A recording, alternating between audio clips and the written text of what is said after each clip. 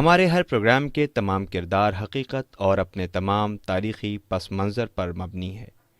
اس میں ہر طرح کے خیالی اور میتھیکل پہلوؤں سے پرہیز کیا گیا ہے، لیکن ویژول سچویشن کے اعتبار سے بعض جگہ پر اسکیچ ٹیکنک سے کام لیا گیا ہے، جو تصوراتی ہوتے ہوئے بھی حقیقت سے بہت قریب ہے۔ اور سارے پروگرام کے تمام تاریخی دستاویز قرآن مجید اور احادیث کے ساتھ ساتھ مختلف کتابوں سے لیے گئے ہیں، جو سند کے طور پر ہمارے پاس موجود ہیں۔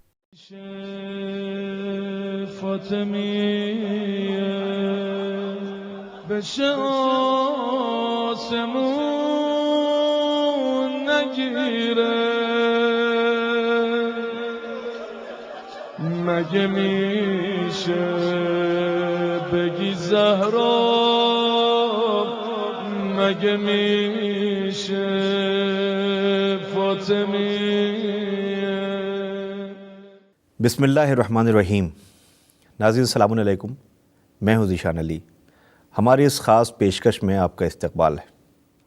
ناظرین، آج ہم اس ممدوحہ کا ذکر کریں گے کہ جس کے لیے خود قرآن مجید میں سورہ کوثر، سورہ دہر، آیہ مباہلہ اور آیہ تطہیر جس کا ذکر کر رہی ہے۔ ہم بات کریں گے شہزادی جناب بطول سلام اللہ علیہا، جسے پیغمبر اکرم صلی اللہ علیہ وآلہ وسلم نے اپنی اس بیٹی کو نئے نئے القاب و خطابات نوازے، اور آپ کی مختصر سی 18 سال کی زندگی قیامت تک کے لیے عورتوں کے لیے نمونۂ عمل بن گئی۔ آج ہمارے ساتھ ہمارے اس اسٹوڈیو میں ہمارے خاص مہمان، ان کی شخصیت محتاج تعارف نہیں، حجت الاسلام والمسلمین علی جناح مولانا سید صفی حیدر صاحب قبلہ سیکریٹری تنظیم المکاتب اس وقت موجود ہیں ہمارے ساتھ۔ قبلہ استقبال ہے آپ کا ہمارے اس اسٹوڈیو میں، ہمارے اس پروگرام میں۔ اور ہر طرف آج یہ جو ایام چل رہے ہیں منسوب ہیں شہزادی سے، رسول خدا صلی اللہ علیہ وسلم کی وہ اکلوتی بیٹی کہ جنہوں نے اپنی 18 سال کی زندگی میں دنیا کو نمونۂ عمل بن گئیں اور سلیقہ حیات سکھایا۔ آج ہم اس وقت ترقی کے دور میں ہیں۔ لوگ کہتے ہیں کہ ترقی کا دور ہے، سائنس اور ٹیکنالوجی کا دور ہے۔ لوگ اپنے اپنے حقوق کے لیے بیدار ہو رہے ہیں، نہ جانے کتنی NGOs آرگنائزیشنز بن رہی ہیں۔ سب کہتے ہیں کہ ان کو ان کا حقوق، ان کو ان کا حقوق۔ کہیں بچوں کی بات کی جا رہی ہے، کہیں عورتوں کے حقوق کی بات کی جا رہی ہے، کہیں مزدوروں کے حقوق کی بات کی جا رہی ہے۔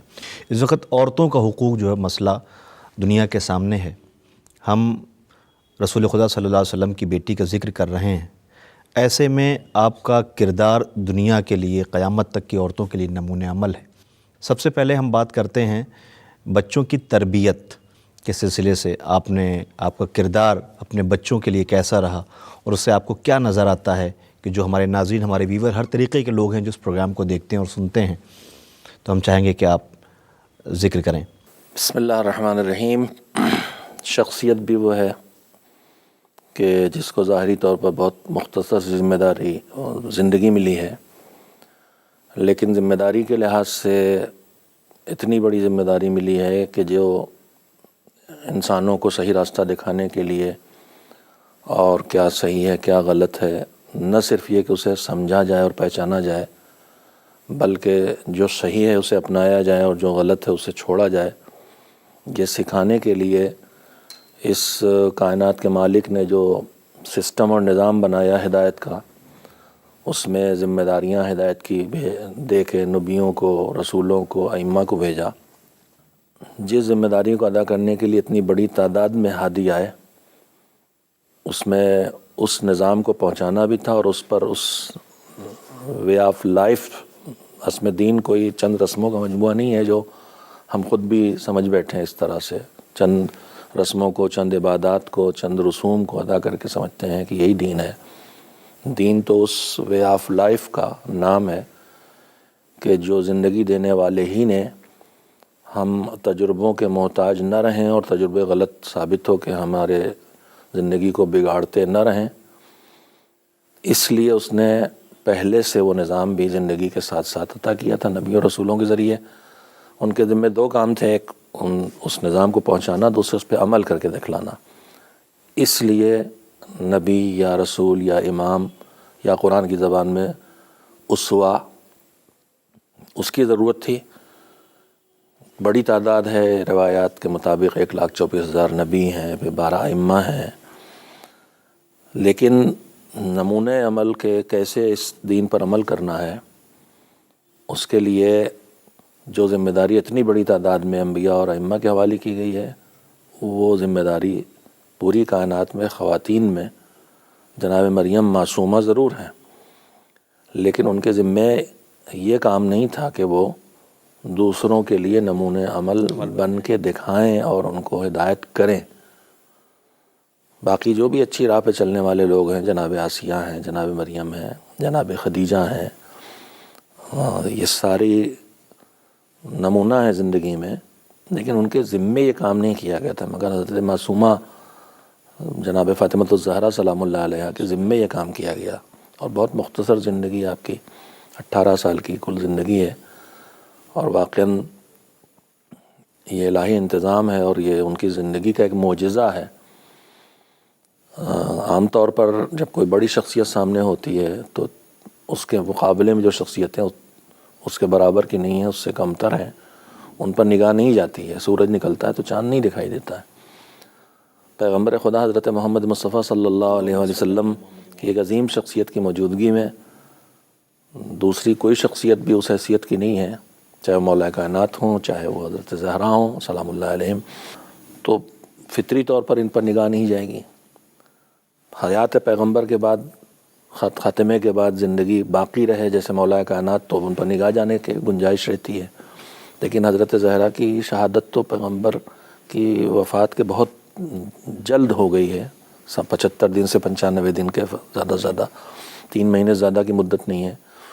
تو یہ بھی الہی انتظام ہے کہ چھوٹی سی زندگی اور بڑی شخصیت، ان سے بڑی شخصیت کی موجودگی زندگی، اور پھر خاتون ہیں، بہت سی رکاوٹیں ہیں جو بہت سی چیزوں کو پہنچنے سے مانے ہیں خاتون ہونے کی حیثیت سے، اس کے باوجود ان کی زندگی سے سیرت کی روشنی اس طرح نکل رہی ہے کہ پروردگار نے اسی ایک شخصیت کو آخرت قیامت آنے تک کے لیے نمونہ عمل قرار دے دیا۔ پہلو مختلف ہیں، بیٹی بن کے پیدا ہوتی ہے کوئی بھی خاتون، جیسے مرد بیٹا بن کے پیدا ہوتا ہے، بیٹی بن کے پیدا ہوتی ہے، آگے بڑھ کے کسی کی زوجہ بنتی ہے، پھر ماں بنتی ہے۔ گفتگو چونکہ یہیں سے شروع کی گئی ہے تربیت کے سلسلے میں، جی اس وقت ہماری سوسائٹی کا ایک بہت بڑا مسئلہ ہے بچوں کی تربیت کا، اور تربیت میں بہت چیزیں دخیل ہیں۔ تربیت کہیں پر خود بخود بھی ہوتی ہے، ماحول تربیت کرتا ہے، چاہے وہ ماحول آپ نے کریٹ کیا ہو چاہے کسی نے کریٹ کیا ہو، اس کو بہت بڑا دخل ہے۔ اگر ماحول میں خرابیاں ہوں تو اس وقت جو ذمہ دار ہیں تربیت کے، ماں باپ ہیں جن میں پہلے مرحلے میں، اور اس میں بھی باپ سے پہلے ماں کے تربیت کا مرحلہ شروع ہو جاتا ہے، باپ کا مرحلہ کچھ بعد میں ہی آتا ہے، اس میں ماں کی ذمہ داریاں اور بڑھ جاتی ہیں۔ اس وقت جو مسائل ہیں ہمارے، اس میں جو اخلاقی گراوٹ آئی ہے جس کی وجہ سے زندگی میں مسائل ہیں، ایک چھوٹی سی چیز لفظوں کے اعتبار سے ہے، خود غرضی جسے میں کہہ سکتا ہوں، پورے ماحول پہ خود غرضی کی کیفیت طاری ہے، جس کو ہم روزمرہ کی زندگی میں دیکھ سکتے ہیں۔ کسی کو برا نہ لگے، میرے جوان اگر سن لیں تو شاید متوجہ بھی ہو جائیں کہ اگر موٹر سائیکل سے اتر رہے ہیں تو سڑک کے پیرالل موٹر سائیکل سیدھی کھڑی کرنے کے بجائے جیسے ٹیڑھی موٹر سائیکل سے اترے ہیں ویسی چھوڑ کے چلے جائیں گے، اور جو موٹر سائیکل سڑک کا 1.5 فٹ لیتی وہ 5 فٹ جگہ روک رہی ہے، اور پھر دوسرا اس کے پیچھے اور اس کے پیچھے، اور پھر جام لگ رہا ہے اور راستہ چلنا سب کو دشواری ہو رہی ہے۔ ایک چھوٹی سی وجہ یہ ہے کہ بس میں نے اپنی ذات کو پیش نظر رکھا ہے کہ میری پریشانی نہیں ہے بس۔ تو یہ ایک طرح کی خود غرضی کا ماحول میں نے ایک نمونہ رکھا ہے، ایسے بے حساب نمونے ہیں۔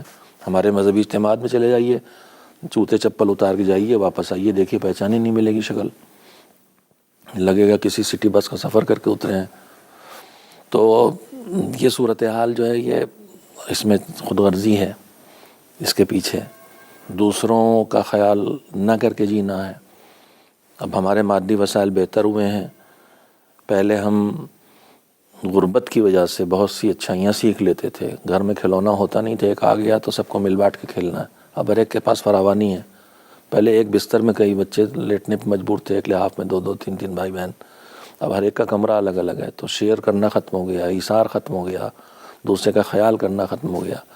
یہ سب ماحول سے خرابیاں آ رہی ہیں جن پہ توجہ نہیں دی جا رہی ہے، اور سب سے بڑی ذمہ داری اس میں ماں کی اور باپ کی بنتی ہے کہ وہ اپنی اچھی عادتوں کو منتقل کریں اور اپنی کوئی بری عادت بچوں تک نہ جانے دیں، جس کے لیے کہ خود بری عادت چھوڑیں، لیکن ماحول سے بچانا بڑا کام ہے۔ حضرت زہرا سلام اللہ علیہا نے جن بچوں کو پالا ہے وہ ایک تو الہی ذمہ داری لے کے آئے ہیں جو ائمہ طاہرین ہیں، لیکن ان کے علاوہ بھی حضرت زینب اور حضرت ام کلثوم ہیں، اور یہ جس ماحول میں جس گھر میں ہے وہاں ماحول کا کوئی خطرہ بھی نہیں ہے، گھر کے اندر کا ماحول بھی عبادت کا اور حقوق ادا کرنے کا ہے۔ گھر کے باہر نکلتے ہیں تو مسجد ہے، مسجد میں بھی اچھائیوں کا ماحول ہے، پھر مدینہ بھی رسول کا شہر ہے جہاں انسانیت کو نافذ کیا گیا اور انسانی نظام نافذ کیا گیا ہے۔ لیکن اس کے باوجود جب روایات میں ہم بار بار فضیلت کے تذکرے پر یہ طور پر یہ بات پڑھتے ہیں کہ کم سنی میں جب آپ کے بڑے بیٹے حضرت امام حسن مجتبیٰ علیہ السلام تشریف لاتے تھے گھر میں، تو حضرت زہرا پوچھتی تھیں کہ کیا سن کے آئے ہو آج، کیا سیکھ کے آئے ہو، اور وہ پورا خطبہ پیغمبر کا سنا دیتے تھے۔ تو اس کو بطور فضیلت تو ہم محسوس کرتے ہیں، لیکن اس میں ہدایت کا بھی پہلو ہے، اور ان کی ساری زندگیاں وہ ہیں جن کی زندگی کا کوئی لمحہ فضیلت سے بھی خالی نہیں ہے اور ہدایت سے بھی خالی نہیں ہے۔ ہدایت کا پہلو اس میں سامنے کا ہے بالکل۔ خطیب اعظم مولانا غلام عسکری اللہ مقامہ کی بات مجھے یاد آتی ہے، ہم سب کے مربی اور محسن تھے پوری قوم کے۔ وہ فرماتے تھے کہ گھر کا ماحول ایسا ہے، حقوق ادا کرنے کا ماحول ہے، مسجد ہے دروازے پر، وہاں بھی گھر کا دروازہ ہی مسجد میں کھلتا ہے، پھر مدینے کی گلیاں ہیں جہاں نظام دین کا نظام رائج ہے، اور اس کے باوجود جب بچہ گھر سے باہر جاتا ہے اور گھر میں اندر آتا ہے واپس، تو ماں پوچھتی ہے کیا سیکھ کے آیا ہو۔ تو اس میں ایک بڑا تربیت کا پہلو موجود ہے کہ ماحول کی خرابیوں سے بچانے کے لیے ماں باپ اس بات پہ بھی نگاہ رکھیں کہ آپ نے گھر میں کوئی انہیں خرابی برائی سیکھنے نہیں دی، آپ نے اچھائیوں کی طرف ان کا رخ کیا ہے، لیکن گھر کے باہر جو ماحول تھا اس سے وہ کتنی برائیاں سیکھ رہا ہے، اس سے بچانا، یہ بھی حضرت زہرا کی زندگی کا ایک پیغام ہے۔ پھر اس میں ایک چیز اور بڑھ جاتی ہے کہ اب گھر کے باہر بھی جانے کی ضرورت نہیں رہے گی۔ ایک بڑی مصیبت جو اس وقت آئی ہے، وہ ساری خرابیاں جو گھر کے باہر ڈھونڈنا پڑتی تھیں اب وہ گھر کے اندر نیٹ کے ذریعے سے اور ان ذریعوں سے آ گئی ہیں، لہذا زیادہ جاگنے اور زیادہ بیداری کی ضرورت ہے۔ جیسے جیسے ہم ترقی کر رہے ہیں ذمہ داریاں ہماری اور بڑھتی چلی ماں باپ کی ذمہ داریاں مسلسل بڑھ رہی ہیں کہ ترقی میں اچھائیاں بھی تیزی سے پھیلتی ہیں، وسائل بڑھ گئے ہیں، تو کوئی اچھی بات ہے وہ بھی تیزی سے پھیلے گی، اور کوئی بری بات ہے وہ بھی تیزی سے پھیلے گی، لیکن دیکھنے کو تجربہ یہی کہہ رہا ہے کہ بری باتیں تیزی سے پھیل جاتی ہیں اور اچھی باتیں تیزی سے نہیں پھیل پاتی ہیں، لہذا خطرات تو بہت بڑھ گئے ہیں۔ آپ نے بڑا قیمتی اشارہ، ناظرین ہمارے مہمان مولانا صفی حیدر صاحب قبلہ اس وقت موجود ہیں ہمارے ساتھ، اور شہزادی جناب فاطمہ زہرا سلام اللہ علیہا کے جو سیرت ہے، آپ کا جو کردار ہے، ان پہلوؤں پر ہم اس ذریعے سے آپ تک چیزیں پہنچانے کی کوشش کر رہے ہیں۔ آپ نے بڑا اچھا ایک میسیج دیا آج کے اس پروگرام میں کہ ہم بچوں کو باہر بھیجتے ہیں، باہر سے کیا سیکھ کر کے آئے ہیں۔ آج ہم دیکھ رہے ہیں کہ معاشرے کے اندر جو خرابیاں آ رہی ہیں وہ بچہ باہر سے ہی سیکھ کے زیادہ آ رہا ہے، بہت کچھ باہر سیکھ کیونکہ رہا ہے۔ ہم نے، میں بلا تکلف یہ کہہ سکتا ہوں، بنام شب بیداری، بنام جلوس، بنام مجلس، اور جو ہمارے دینی اقدامات ہوتے ہیں جو تربیت کے لیے ہیں، ان میں بچے کو بھیج تو دیا ہے، لیکن بچہ وہاں سے سیکھ کے کیا آ رہا ہے یہ ہم شاید زحمت نہیں کر پاتے ہیں بچوں سے پوچھ پانے کی۔ اگر اس کو ہم سیکھیں تو سوشلائزیشن، سائیکالوجی کا بھی ایک بڑا اہم پہلو ہے جسے ہم سوشلائزیشن کہتے ہیں، جو بچوں کے پرسنالٹی ڈیولپمنٹ کے لیے بہت امپورٹنٹ، بہت معنی رکھتا ہے۔ آج ایک میں مسئلہ، چونکہ ہم شہزادی کو تو مانتے ہیں لیکن شہزادی کی کتنا مانتے ہیں، یہ بھی ایک بہت بڑا موضوع ہے۔ حجاب کو لے کر کے کہیں نہ کہیں ہمارے سماج و معاشرے کے اندر ایک یہ چیز گھر کر گئی ہے کہ حجاب اگر ہم کر رہے ہیں تو ہم جس سوسائٹی میں جا رہے ہیں، جس محفل میں جا رہے ہیں، وہاں پہ ہمیں لوگ بیکورڈ سمجھتے ہیں۔ تو شہزادی کے اس کردار کو جو آپ نے اہمیت دی ہے اور لڑکیوں کے لیے بتایا ہے، عورتوں کو بتایا ہے کہ خواتین کے لیے کتنا ان کے لیے یہ اہم ہے۔ آج سوسائٹی کے اندر جو کرائم ریٹ بڑھ رہا ہے، خاص طور سے جو عورتوں کا استحصال ہو رہا ہے، اس میں پردے کا کتنا دخل ہے؟ بہت حساس مسئلہ ہے، اور اس میں ایک بات یہ بھی ہے کہ جو بہت سے احکام الہی ہیں، دین، جن میں نے ابھی عرض کیا کہ پورے دین چند کاموں کے انجام دینے کا نام نہیں ہے، بلکہ دین اس نظام کے تحت زندگی بسر کرنے کا نام ہے جو اللہ نے ہمیں عطا کیا ہے۔ بے شک۔ اور اس میں سب سے پہلے ہمیں یقین کرنا پڑے گا کہ جس نے ہمارا جسم بنایا ہے اور ہمارے جسم کے جتنے حصے ہیں ان کی جتنی ضرورتیں ہیں ان ضرورتوں کو وہ پورا کر دیتا ہے ہمارے جسم کے اندر، اور ہمیں پتہ بھی نہیں چلتا ہے۔ آنکھوں کو دیکھنے کے لیے کیا چاہیے، کیا کیا اس کی ضرورت ہے، وہ سب ہمارے جسم کے اندر موجود ہیں وہ چیزیں، اور اسی مقدار میں اتنی ہی اسی وقت اس کو ملتی ہیں جتنی اس کو اس وقت ملنا چاہیے۔ جب ہم بے اعتدالی کرتے ہیں تو وہ نظام بگڑتا ہے، اس کے بعد بیماریاں شروع ہو جاتی ہیں۔ ماں کا دودھ جو بچہ مثال کے طور پہ پیتا ہے، جس پر بہت زور دیا گیا، دین نے شروع سے زور دیا۔ حجاب کے بارے میں بات کرنے سے پہلے میں کہہ دوں کہ ایک زمانے میں میری جوانی کے دور میں ماں کے لیے دودھ پلانا بھی پچھڑے ہونے کی علامت بن گیا تھا۔ شیشی سے پلانا فیشن تھا، ڈبے کا دودھ شیشی سے پلایا جائے، فیشنیبل ماں ہے، اور جو اپنا دودھ پلا رہی ہے وہ پچھڑی ہوئی ہے۔ تو زمانہ کس چیز کو کب برا قرار دے گا اس کا تو پتہ نہیں ہے، اور زمانے کے پیچھے اگر دوڑتے رہیں گے تو پھر گھماتا ہی رہے گا، کہیں ٹکنے نہیں دے گا اور کسی پہلو پہ چین نہیں لینے دے گا۔ لہٰذا یہ بات تو دماغ سے نکال دینا چاہیے کہ لوگ کیا کہیں گے۔ لوگ کسی لمحے چین نہیں لینے دیں گے۔ وہ باپ بیٹے اور ان کے گدھے کی سواری کا قصہ مشہور ہے، دونوں بیٹھے تو اعتراض، دونوں اتر گئے تو اعتراض، ایک بیٹا کسی صورت چین نہیں لینے دیا۔ تو زمانے کے پیچھے دوڑنا نہیں چاہیے۔ میں عرض کر رہا تھا کہ مالک نے جو ہمیں بنایا ہے تو ہمارا پورا جسم، ہمارا پورا وجود، اور اس کے اندر کتنے حصے ہیں ہمیں ابھی تک پتہ نہیں ہے، اور ان کی کیا ضرورتیں اور کس وقت کتنی ضرورت پوری کر رہا۔ ماں کا دودھ ڈبے، اب ڈبے پہ لکھا ہوتا ہے ماں کا دودھ سب سے اچھا ہے، جیسے سگریٹ پہ لکھا ہوتا ہے کہ جان لیوا ہے، ویسے لکھا ہوتا ہے سب سے اچھا ہے۔ نہ اس کا اثر کسی پہ ہوتا ہے، نہ اس کا اثر کسی پہ ہوتا ہے۔ فیشن میں اب بھی ڈبے ہی پلایا جا رہا ہے، لیکن سائنس آج وہیں واپس آ گئی کہ ماں کا دودھ ہی بچے کے لیے ہے۔ ڈبے میں لکھا ہوتا ہے 1 مہینے کے انفینٹ کے لیے، 1 مہینے، 3 مہینے، 6 مہینے، لیکن وہ تو ہر لمحے بچہ بڑھ رہا ہے۔ 6 مہینے تک ایک ہی اسٹیج پہ تو نہیں رکا ہوا ہے کہ 6 مہینے تک یہی خوراک اس کی چلتی رہے گی۔ وہ تو ہر منٹ، ہر سیکنڈ ڈیولپ کر رہا، بڑھ رہا، تو اس کے جسم کی ہر سیکنڈ، ہر منٹ ضروریات بدل رہی ہیں۔ یا اب سو کے اٹھا ہے تو کیا ہے، اب کھیل کے آیا ہے تو کیا ہے، ضروریات بدل رہی ہیں۔ ڈبہ یہ کام نہیں کرے گا، یہ کام وہ ماں کا سینہ کرے گا جہاں سے اس وقت کی خوراک کی تیاری مالک کے دیے ہوئے نظام پر جسم کر رہا ہے۔ لہذا ہر خوراک اس وقت کی کیا ضرورت ہے وہ مالک وہی ہے جس نے جسم بنایا، وہی جانتا ہے، اور اس میں ہمیں آج تک کوئی شبہ نہیں ہوا، کوئی بھی آج تک یہ کہنے کے لیے نہیں پیدا ہوا ہے کہ اس نظام میں کوئی خلل ہے، چاہے اس نظام کو بنانے والا کسی خدا کو مانے، گاڈ کو مانے، بھگوان کو مانے، یا کسی کو نہ مانے، لیکن یہ نظام جو ہے، سسٹم دنیا کا، اس میں کوئی خلل کہیں آج تک ڈھونڈا نہیں جا سکا۔ جو صاحبان ایمان ہے اس سے میری مراد صرف مسلمان نہیں، صاحبان ایمان یعنی جن کے دلوں میں اور دماغوں میں یہ بات پکی بیٹھی ہوئی ہے کہ اس کائنات کا بنانے والا، یونیورس کا بنانے والا بھی کوئی ہے، چلانے والا بھی کوئی ہے، ان سے میں بات کر رہا ہوں۔ ان سے بھی بات کر سکتا ہوں جو نہیں مانتے ہیں، نیچر کی بات کرتے ہیں۔ تو اگر فطرت اور نیچر ہی یہ زندگی چلا رہی تو فطرت اور نیچر ہی تو پھر نظام بھی دے گی، نظام حیات، اس میں بھی غلطی نہیں ہونا چاہیے۔ آدمی تجربے سے اپنے لیے زندگی کا نظام نہیں بنا سکتا، تجربوں میں گزرتا جائے گا، بدلتا رہے گا۔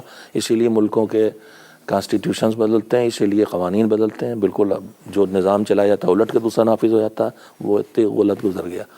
میں عرض یہ کرنا چاہتا تھا کہ ہماری پہلی کمی یہ ہے جو ہم مسلمانوں کے بھی ہے ہمارے اندر، اور جو باہر سے دیکھا جا رہا دین بطور بری تصویر ہے، ہم احکام خدا کو ٹھیک سے سمجھے نہیں، دین کے احکام کو سمجھے نہیں۔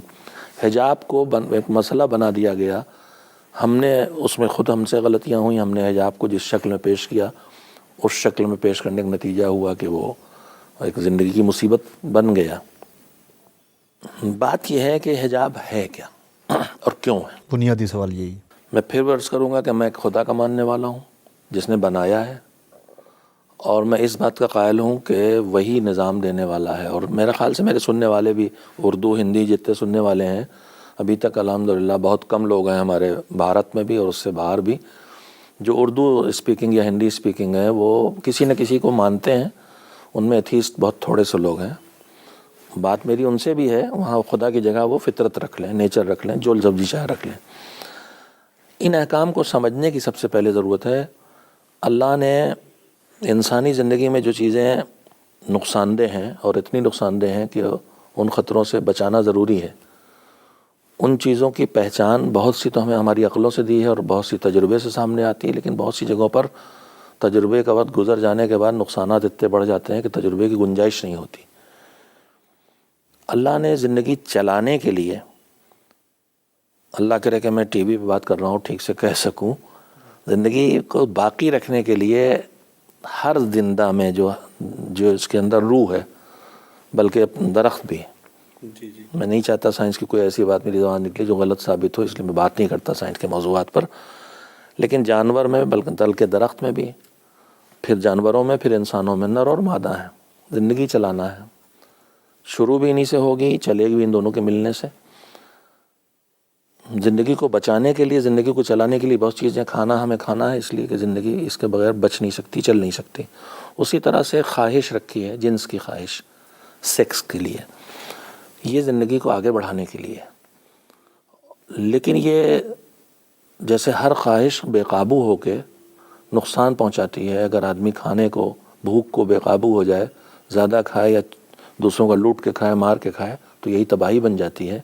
اسی طرح سے یہ خواہش ہے جو زندگی کی ایک ضرورت ہے، لیکن جیسے کھانے کی خواہش آدمی ایک نظام کے تحت پابند ہو کے پورا کرے گا تاکہ دوسروں کے حقوق کو تباہ نہ کرے، اور کھانا اگر میں کسی کا خدا نہ خواستہ چرا کے بھی کھا لیتا ہوں تو اس سے بڑا نقصان نہیں ہوتا۔ لیکن یہ جو جنسی خواہش ہے، یہ اگر کسی نظام اور اصول کے تحت نہ چلے، جس کو ہم شادی کہتے ہیں، جہاں ذمہ داریاں تقسیم ہوتی ہیں، تو یہ وہ بدترین صورتحال ہو جائے گی جس کے بعد زندگی چل نہیں پائے گی۔ اور جہاں یہ نظام ٹوٹا ہے، وہاں ہم دیکھ رہے ہیں کہ خاتون کتنے مردوں کے بچوں کو لے کے پال رہی ہے، اور وہ اکیلی ذمہ دار ہے، اور اسے باپ غائب ہے، جبکہ یہ زندگی دو کے بغیر نہیں چلتی۔ تو یہ اللہ نے جو جنسی خواہش کا جذبہ رکھا ہے، یہ زندگی کو آباد رکھنے کے لیے، لیکن اس کو بے قابو ہونے سے بچانے کے لیے بھی کچھ قوانین ہیں کہ قانون کے دائرے میں رہے، جس کو شادی کہتے ہیں۔ شادی اس لیے ہے کہ اس کے بعد ذمہ داریاں تقسیم ہوں گی، کون اس زندگی کے چلانے میں کون سے کام اس کے ذمہ مین ہیں، کون مددگار ہے، اور شادی اس لیے بھی کہ اگلی نسلوں کی ذمہ داریاں بھی تقسیم ہوں گی، میراث تقسیم ہوگی، رشتے بنیں گے، یہ ساری چیزیں ہیں، پورا ایک سسٹم ہے جو جی۔ تو شادی اس لیے ہے۔ اب تو شادی سے بھی انکار ہو رہا ہے، اب تو لائف پارٹنر کے نام سے۔ اس کے بعد آخری عمر میں میں بھی 60 سال کا ہو چکا ہوں، اور میں نے دیکھا ہے کہ جب ڈھل جاتی ہے عمر اور پوچھنے والے نہیں رہ جاتے، اس سے زیادہ نہیں عرض کروں گا، تو سب شادی کی طرف واپس آنا چاہتے ہیں، چاہے وہ مرد ہوں چاہے عورتیں ہوں، لیکن وقت گزر چکا ہوتا ہے۔ کہیں کہیں خطیب اعظم مولانا غلام عسکری کا نام پھر لیتا ہوں میں، وہ مربی ہیں، ان کی مثالیں جہاں ہیں ان سے بہتر مثال مجھے ڈھونڈے نہیں ملتی۔ وہ کہتے تھے کہ جیسے چوراہے پر لائٹ لگی ہے، سگنل ہے، تو وہاں گاڑی رکنا ہے، تو اس سے پہلے اسپیڈ بریکر بنائے جاتے ہیں تاکہ 70 60 80 100 کی اسپیڈ کی گاڑی ایک دم سے لائٹ پہ آ کے ایکسیڈنٹ نہ کرے اور نہ رک پائے، یہ نہ ہو۔ لہذا پہلے سے اسپیڈ بریکر بنا کے انہیں اسپیڈ کو توڑ دیا جاتا ہے تاکہ عین وقت پر حادثہ نہ ہو۔ اسی لیے بہرحال اسلام ہی نہیں، ہر دین اس بات کا قائل ہے کہ مرد و عورت کے درمیان رشتہ آزاد نہیں ہے، ایک نظام ہے شادی کا، اس شادی کے تحت اس رشتے کو قائم ہونا چاہیے تاکہ ذمہ داریاں تقسیم ہوں اور ایک فیملی بنے اور فیملی چلے۔ اور دنیا جو فیملی توڑ چکی تھی وہ پھر فیملی جوڑنے میں لگی ہوئی بھی ہے۔ اب اس کے بغیر یہ اتنا، جیسے انسان بہت بھوکا ہے تو پھر وہ لوٹ کے کھائے گا۔ ہمارے گھروں میں، زندگیوں میں، معاشرے میں وہ حالات پیدا ہو گئے ہیں کہ شادیاں دیر میں ہو رہی ہیں، لمبی بھوک ہو گئی ہے۔ اس میں اسلام اس طرح کے حجاب تو بات کی بات ہے، اسلام کہتا ہے کہ ایک نامحرم مرد اور ایک نامحرم عورت کا ایسی جگہ جہاں کسی اور کے آنے کا چانس نہ ہو، وہاں ساتھ میں جمع ہونا حرام ہے۔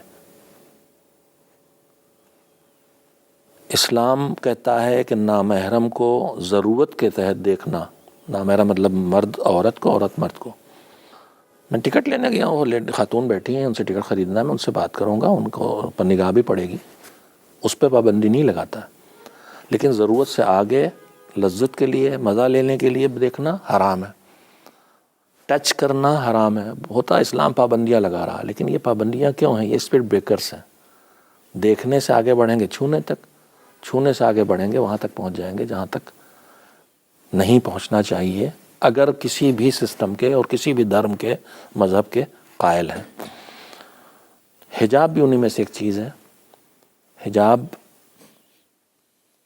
وہ رکاوٹ ہے جو اس بڑے نقصان سے بچانا چاہتا ہے، جو بڑا نقصان اگر ان سرحدوں کو توڑ دیا جائے تو پھر اس بڑے نقصان سے بچنا ممکن نہیں رہ جائے گا. حجاب بڑے نقصان کے بچنے کے لیے تھوڑا پرہیز بھی کیا جاتا ہے.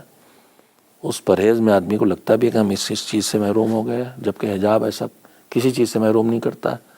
حجاب یا پردہ نہ تعلیم سے محروم کرتا ہے، نہ کاروبار سے محروم کرتا ہے، نہ روزی کمانے سے محروم کرتا ہے، نہ سوشل زندگی بسر کرنے سے محروم کرتا ہے.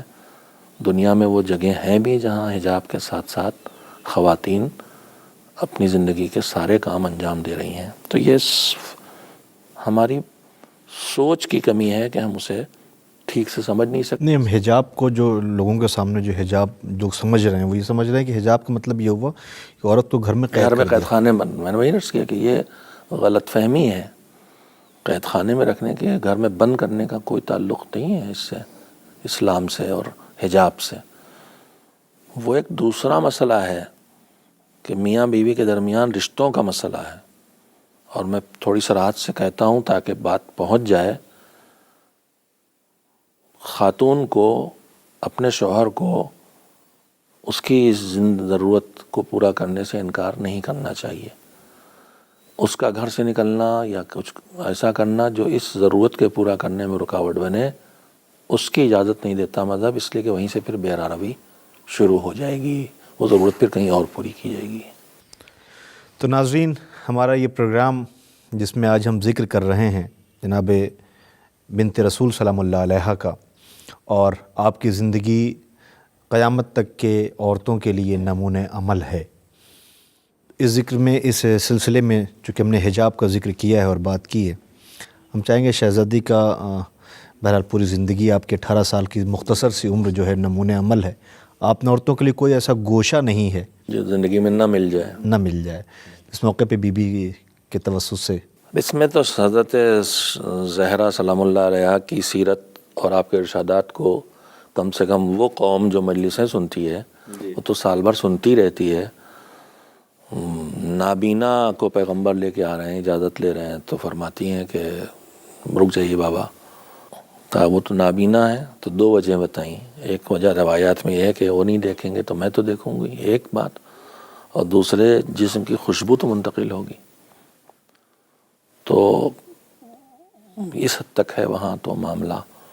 اور بہرحال یہ روایت حضرت معصومہ سلام اللہ علیہ سے منسوب ہے اور متواتر کتابوں میں منتقل ہوئی ہے کہ عروج قرار دیا اس بات کا کہ کوئی نامحرم اسے نہ دیکھے اور وہ کسی نامحرم کو نہ دیکھے. تو ہر کام جو کیا جانا ہے اس کی ایک اعلیٰ کوالٹی ہوتی ہے اور ایک کم ترین کوالٹی ہوتی ہے. یہ وہ اعلیٰ کوالٹیز ہیں جو حضرت زہرا سلام اللہ علیہ بتا رہی ہیں.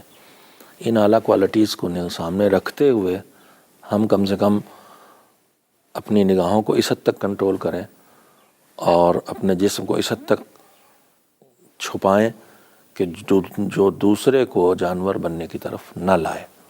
ایک بہت حساس بحث ٹی وی میں دیکھتا رہتا ہوں اور بڑا اس پہ بہت جھگڑا بھی ہوتا ہے، لوگوں میں بحث بھی ہوتی ہے. اگر کسی نے کبھی کہہ دیا بچیوں سے کہ تھوڑا تم بھی لباس پہن کے نکلا کرو تو ایک مصیبت اس کی جان کی آ جاتی ہے.